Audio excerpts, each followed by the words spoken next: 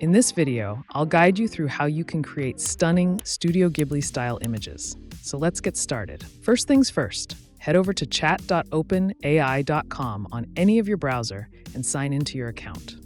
Next, click the three horizontal dots over here and choose Create Image. Now, either you can generate an image by giving AI a scenario, or you can convert your image into Ghibli style. So for example, let's ask it to generate a cozy Ghibli village at sunset.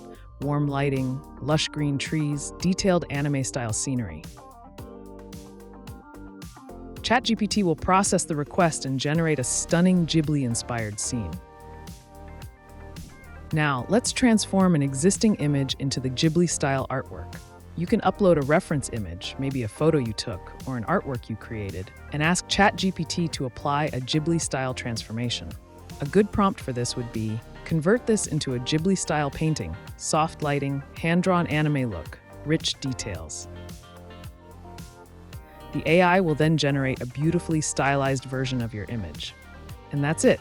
This is how you can create Ghibli-style images using AI. And that's it for this video. I'll see you in the next one. Thanks.